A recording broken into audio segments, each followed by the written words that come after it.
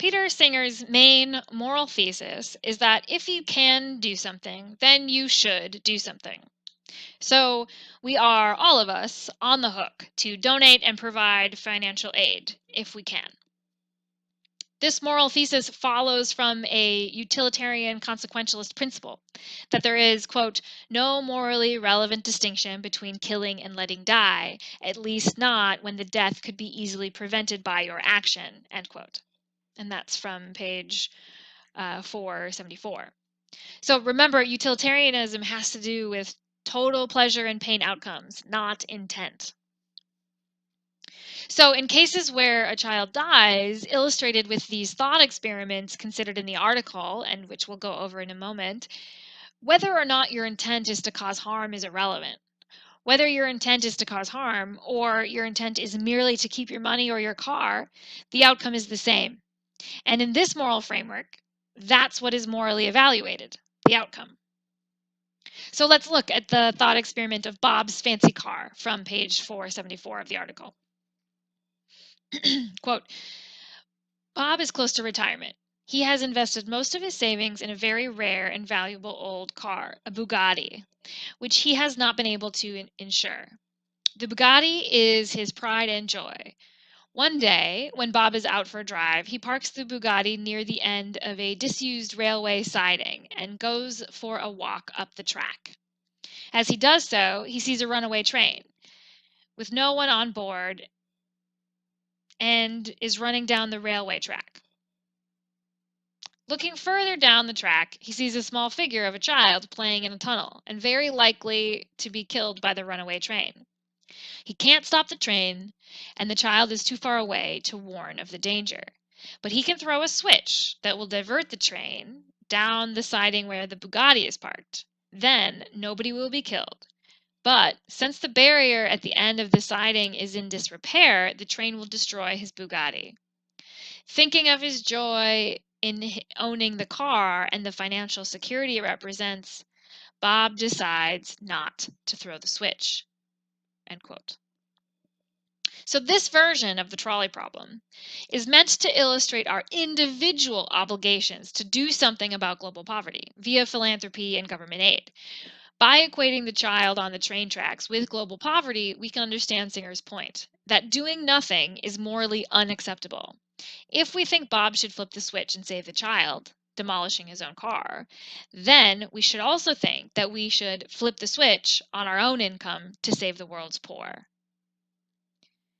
Singer proposes that, quote, each of us with some income to spare ought to give at least 1% of our income towards poverty relief, end quote. So this is a positive moral obligation, i.e. a moral obligation to do something, as opposed to a negative obligation, which is an obligation not to do something. Examples of negative obligations are, or negative duties are a duty not to kill, a duty not to cause harm, a duty not to violate the rights of others. Schweickart is critical of Singer's proposed solution.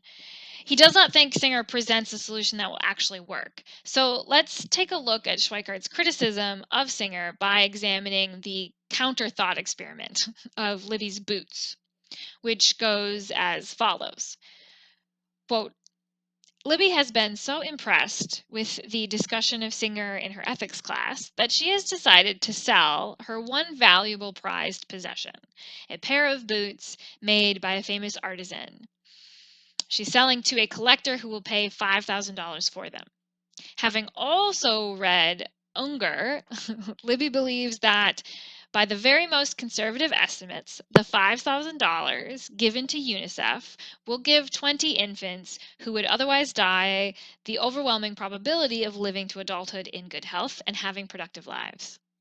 Libby puts on the boots for the last time. It takes several minutes to put them on and take them off. And carrying a spare pair of shoes over her shoulder, walks to the collector's house to sell them. On the way, she encounters a child in imminent danger of drowning in a shallow pond.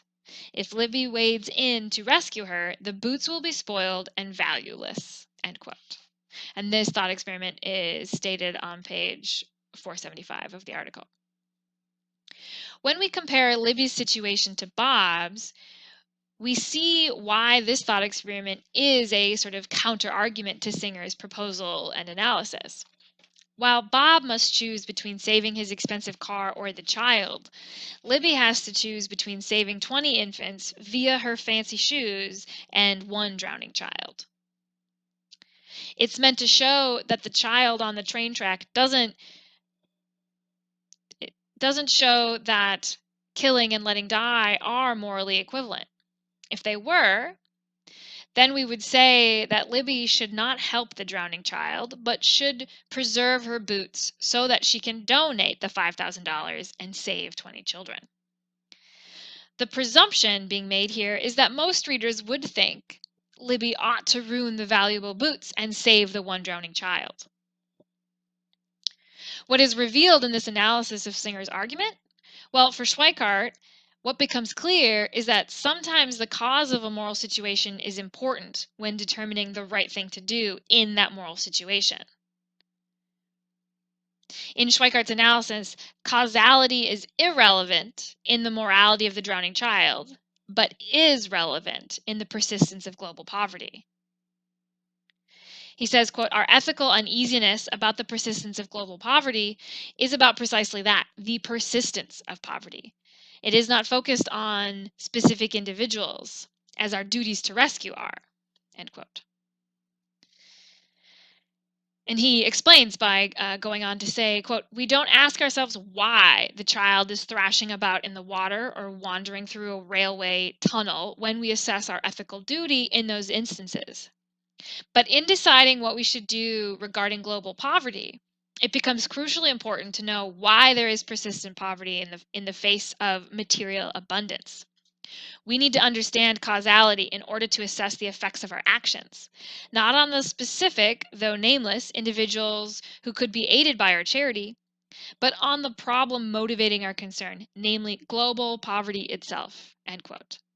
And that excerpt is from page 475. Right? So the appropriate moral response to poverty depends on our analysis of why there is so much suffering alongside so much opulence in the world today. Thomas Pogge's approach to global poverty contrasts with Singer's. While Singer focuses on the positive duty to help, Pogge focuses on the negative duty not to violate others' rights. Pogge's thesis is that government policies of rich countries are currently violating the human rights of citizens of poor countries. They are currently failing the negative duty not to violate others' rights. The implication, then, is that many poverty-related deaths are in fact killings, not just cases where we let people die. So what kind of policies are we talking about? Right? What kind of policies are we talking about that result in poverty-related deaths that are equivalent to killings in the eyes of Pogge? The first we're asked to consider is policies pertaining to resource and borrowing privileges that encourage corruption and dictatorship. As Schweickart puts it, quote, needless to say, these privileges make the seizure of power by whatever means highly attractive. There are resources to be sold and money to be borrowed, large chunks of which to be squirreled away in Swiss bank accounts, end quote. He makes that statement on page 474. The second kind of policy under scrutiny is the selective use of tariffs. In other words, taxes in imported goods, and the selected use of subsidies or government funding for privately produced goods. The selective use of tariffs and subsidies put poor economies at a disadvantage. Right? As Schweickart explains, quote, rich countries insist that trade barriers erected by poor countries to protect domestic industries be eliminated while maintaining their own protectionist policies. And rich countries grant subsidies to many of their own producers while poorer countries are compelled to scrap their own, end quote. That is also from page 477. Pogge's proposal of what to do then is policy reform. For example, eliminate trade barriers and cease subsidizing local agriculture so all countries can compete equally. What is Schweikart's criticism of Pogge? Simply put, the math doesn't add up. Even if we stopped doing all the stuff Pogge says we should stop doing, it wouldn't be enough to eliminate global poverty. Specifically, Schweickart points out that Pogge's calculations are based on total value, not the value available for poverty relief. The implication is that Pogge has failed to identify the main cause of the problem. Furthermore, Pogge's solution, even if the math did work out, would fail to stop global poverty. The problem of global poverty is, as Schweickart says, about the persistence of this problem.